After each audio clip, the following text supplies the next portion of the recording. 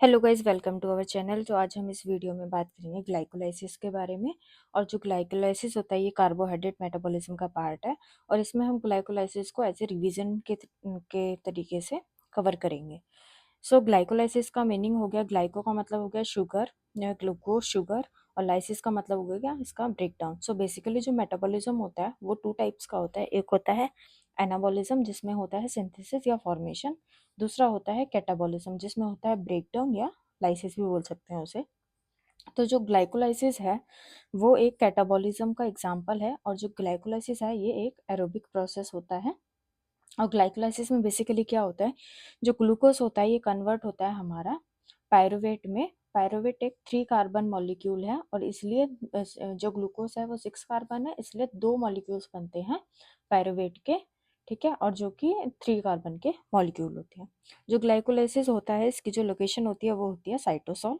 और ये जो पाथवे है ये 10 स्टेप्स में होता है। इसके जो फर्स्ट 5 स्टेप्स होते हैं उसको हम बोलते हैं प्रिपेटरी फेज, क्योंकि इसमें एटीपी यूज होता है, इसलिए मैंने यहाँ पे -ATP लिखा है रिप्रेजेंटेशन में, क्योंकि एटीपी यूज हो रहा है। जो लेटर के 5 स्टेप्स होते हैं, लास्ट के 5 स्टेप्स होते हैं, उनको हम बोलते हैं पे ऑफ फेज, और इसमें एटीपी रिलीज होता है। और यहाँ पे हम इसको बोलते हैं +ATP लिखा है, क्योंकि यहाँ पे एटीपी हमें मिलता है। उसके बाद अगर हम बात करें पाथवे की, तो ये 10 स्टेप्स हैं। यहाँ पे जो फर्स्ट स्टेप है वहाँ पे ग्लूकोज जो है ग्लूकोज 6 फॉस्फेट में कन्वर्ट होता है, और ये हेक्सोकाइनेस एंजाइम एक्ट करता है यहाँ पे। और जो हेक्सोकाइनेस है वो Mg2+ की प्रेजेंस में काम करता है, और यहाँ पे एक एटीपी यूज होता है, और जिससे एडीपी बनता है। फिर ग्लूकोज 6 फॉस्फेट यहाँ पे कन्वर्ट होता है फ्रक्टोज 6 फॉस्फेट में, जो कि जिस फॉस्फोहाइक्सोस आइसोमरेज की प्रेजेंस में।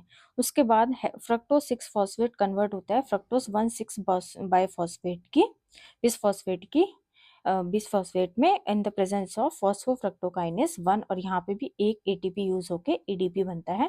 और ये ग्लाइकोलाइसिस का रेट लिमिटिंग स्टेप होता है। रेट लिमिटिंग स्टेप वो स्टेप होता है जो पूरी केमिकल रिएक्शन का स्लोएस्ट स्टेप होता है, और जो डिटरमाइन करता है कि रिएक्शन का जो स्पीड है वो कैसी रहेगी। उसके बाद जो फ्रक्टोज 1,6 बिसफॉस्फेट होता है ये कन्वर्ट होता है ग्लिसरल्डिहाइड 3 फॉस्फेट में, और डाईहाइड्रोक्सी एसीटोन फॉस्फेट में। जो ग्लिसरल्डिहाइड 3 फॉस्फेट होता है यहाँ पे ये 3 कार्बन का मॉलिक्यूल होता है। सिमिलरली डाईहाइड्रोक्सी एसीटोन फॉस्फेट भी 3 कार्बन का मॉलिक्यूल होता है, और ये एल्डोलेस की प्रेजेंस में फॉर्म होते हैं। अब यहाँ पे क्या होता है, यहाँ पे एक ग्लिसरल्डिहाइड 3 फॉस्फेट तो प्रेजेंट है। अब ये क्या होता है, डाईहाइड्रोएक्सीटोन फॉस्फेट ये खुद को कन्वर्ट कर लेता है ग्लिसरल्डिहाइड 3 फॉस्फेट पे, जिससे कि यहाँ पे ट्रायोज फॉस्फेट आइसोमरेज की प्रेजेंस में यहाँ पे 2 ग्लिसरल्डिहाइड 3 फॉस्फेट फॉर्म हो जाते हैं। ठीक है, फिर क्या होता है, जो ग्लिसरल्डिहाइड 3 फॉस्फेट है ये कन्वर्ट हो जाता है 1,3 बिस फॉस्फोग्लिसरेट में in the presence of glyceraldehyde 3 phosphate dehydrogenase में। यहाँ पे ये इनऑर्गेनिक फॉस्फेट यूज होता है, और जो Na+D+ होता है वो कन्वर्ट होता है NaDH में। उसके बाद यहाँ पे 1,3 बिस फॉस्फोग्लिसरेट कन्वर्ट होता है 3 फॉस्फोग्लिसरेट में in the presence of phosphoglycerate kinase में। और यहाँ पे इस स्टेप को बोला जाता है सबस्ट्रेट लेवल फॉस्फोरिलेशन, क्योंकि यहाँ पे जो एडीपी होता है वो क्या करता है, एटीपी में कन्वर्ट होता है। और इसके लिए क्या होता है, जो फॉस्फोग्लिसरेट काइनेज होता है, जो एंजाइम होता है, ये अपने सबस्ट्रेट का फॉस्फेट लेके एडीपी को दे देता है, जिससे कि एडीपी एटीपी में कन्वर्ट हो जाता है। इसलिए इस स्टेप को सबस्ट्रेट लेवल फॉस्फोरिलेशन बोलते हैं। उसके बाद 3 फॉस्फोग्लिसरेट से कन्वर्ट हो जाता है 2 फॉस्फोग्लिसरेट में in the presence of 3 phosphoglycerate म्यूटेज। ठीक है, उसके बाद 2 फॉस्फोग्लिसरेट कन्वर्ट हो जाता है फॉस्फोइनोल पायरुवेट में, और यहाँ पे H2O जो है वो रिलीज होता है। उसके बाद in the presence of enolase ये स्टेप होता है। उसके बाद 3 फॉस्फोइनोल पायरुवेट कन्वर्ट होता है पायरुवेट में in the presence of pyruvate kinase. और जो ये पायरुवेट काइनेज है ये वर्क करता है K+ Mg2+, means potassium ion plus magnesium के साथ वर्क करेगा, या फिर पोटेशियम प्लस मैग्नीज के साथ ये वर्क करता है। और इस स्टेप पे भी 2 ADP कन्वर्ट होते हैं 2 ATP में। यहाँ पे भी पायरुवेट काइनेज अपना फॉस्फोनोल पायरुवेट से एक फॉस्फेट लेके 2 ADP को दे देता है, और जिससे कि 2 ATP फॉर्म होता है। और इस स्टेप को भी हम सबस्ट्रेट लेवल फॉस्फोरिलेशन बोलते हैं। तो पूरी साइकिल पूरे पाथवे में यहाँ पे 2 सबस्ट्रेट लेवल फॉस्फोरिलेशन होता है और दोनों ही स्टेप में एडीपी से एटीपी का कन्वर्जन होता है। ठीक है, अब हम बात करते हैं एनर्जी बैलेंस शीट की। तो यहाँ पे क्या होता है, जो हेक्सोकाइनेस स्टेप होता है यहाँ पे एक एटीपी यूज होता है, जैसे कि मैंने यहाँ पे अभी बताया था आपको। और जो सेकंड स्टेप है फॉस्फोफ्रक्टोज काइनेस 1, यहाँ पे भी एक एटीपी यूज हो जाता है। उसके बाद ग्लिसरॉल्डिहाइड 3 फॉस्फेट डिहाइड्रोजनेज की प्रेजेंस में 2 NADH मिलते हैं हमें। और उसके बाद फॉस्फोग्लिसरेट काइनेज में की प्रेजेंस में भी हमें यहाँ पे 2 एटीपी मिलते हैं और एक पायरुवेट काइनेज की प्रेजेंस में हमें 2 एटीपी मिलते हैं। तो यहाँ पे ये पे मेंशन कर दिया मैंने कहाँ कहाँ पे एटीपी रिलीज हुआ है, कहाँ कहाँ पे एटीपी हमें मिले हैं। अब कैलकुलेशन देखते हैं। हमें 2 एटीपी यहाँ पे यूज हो गए और 4 एटीपी मिले, तो कैलकुलेट करा तो यहाँ पे हो गए 2 एटीपी मिले हमें। अगर 1 NADH इक्वल होता है 2.5 या फिर 3 एटीपी में। कहीं बुक्स में 2.5 एटीपी गिवन है और कहीं कहीं पे 3 एटीपी गिवन है, तो मैंने दोनों को कंसिडर करके कैलकुलेशन किया है। अगर हम 2.5 एटीपी कंसिडर करते हैं तो यहाँ पे हमें 2 NADH के 5 एटीपी मिलेंगे। अगर हम यहाँ पे 3 कंसिडर करते हैं तो हमें यहाँ पे 2 NADH के 6 एटीपी मिलेंगे। अगर हम 2.5 एटीपी कंसिडर करके चलते हैं तो हमें टोटल यहाँ पे 5 एटीपी प्लस 2 एटीपी 7 एटीपी। अगर हम 3 एटीपी कंसिडर करके चलते हैं तो यहाँ पे 6 ATP plus 2 ATP, total ATP हमें यहाँ मिलते हैं। अब हम इसमें बात करेंगे रेगुलेशन के बारे में, ग्लाइकोलाइसिस के।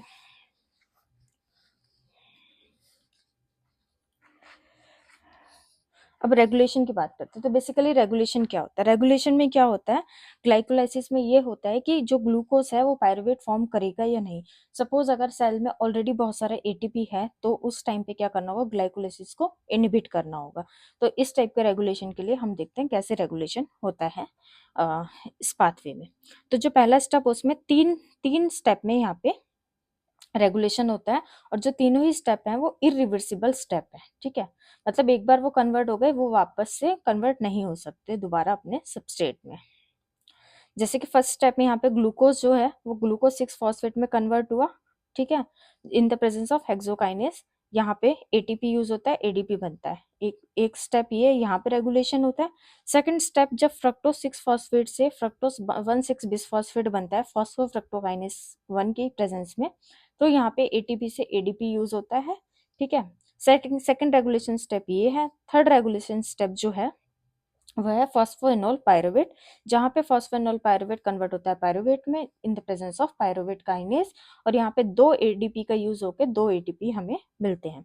तो बेसिकली जो स्टेप 1 है और जो स्टेप 3 है और जो स्टेप 10 है, इन 3 स्टेप में रेगुलेशन होता है। अब देखते हैं जो हेक्सोकाइनेज है उसमें जो एक्टिवेटर है वो है हमारा एएमपी। ठीक है, ये एक्टिवेट करता है हेक्सोकाइनेज को। और जो इनिबिटर है वो है ग्लूकोज 6 फॉस्फेट और एटीपी। सो कई अगर ग्लूकोज 6 फॉस्फेट ऑलरेडी बहुत ज्यादा है तो वो क्या करेगा, हेक्सोकाइनेज को इनिबिट कर देगा कि अभी हमें और पायरुवेट नहीं बनाना है। और अगर ऑलरेडी एटीपी बहुत ज्यादा है, सेल में एनर्जी बहुत ज्यादा है, तो भी हमें ग्लाइकोलाइसिस को इनिबिट करना है। तो ग्लूकोज 6 फॉस्फेट और increasing concentration of ATP both inhibits hexokinase enzyme। Next होता है हमारा फॉस्फोफ्रक्टोकाइनेस 1। इसमें जो इस स्टेप में एक्टिवेटर होता है हमारा एएमपी और दूसरा होता है फ्रक्टोज 2,6 बिसफॉस्फेट, ये होते हैं हमारे एक्टिवेटर। इनिबिटर सेम इस केस में भी इंक्रीजिंग कंसंट्रेशन ऑफ एटीपी और सिट्रेट, जो ये पायरुवेट बनता है ये अल्टीमेटली जाके टीसीए साइकिल में चला जाता है और वहाँ पे सिट्रेट की फॉर्मेशन होती है, और जो ये सिट्रेट है ये इनिबिट करता है फॉस्फोफ्रक्टोकाइनेस को। थर्ड है यहाँ पे हमारा पायरुवेट काइनेस। यहाँ पे पायरुवेट काइनेस का एक्टिवेटर है एएमपी, एडीपी, फ्रक्टोज 1,6 बिसफॉस्फेट, और इनिबिटर है यहाँ पे एटीपी, एसिटाइल कोए और एलेनिन। अब हम डिस्कस करेंगे फेट ऑफ पायरुवेट। तो जब पायरुवेट बन गया अब इसका क्या रोल है, अब इसका क्या फेट है। सो ग्लूकोज जो है पायरुवेट बन गया। अब पायरुवेट जो बन गया वो एनारोबिक कंडीशन में भी परफॉर्म कर सकता है जाके, और वहां पे ये बनाएगा लैक्टेट। ठीक है, और ये लैक्टेट वाली फॉर्मेशन यहाँ पे हम इसको बोलते हैं फर्मेंटेशन, क्योंकि एनारोबिक कंडीशन में ये हो रहा है और यहाँ पे बनता है लैक्टेट। और जब हम विग्रसली मसल कॉन्ट्रैक्ट होती है हमारी एक्सरसाइज के टाइम पे, तो ये लैक्टेट का फॉर्मेशन होता है, तो पायरुवेट से लैक्टेट कन्वर्ट होता है। एक तो ये हो गया इसका फिट। सेकंड फिट ये है, जब ये एरोबिक कंडीशन होती है तो पायरुवेट जो है कन्वर्ट हो जाता है एसिटाइल कोए में।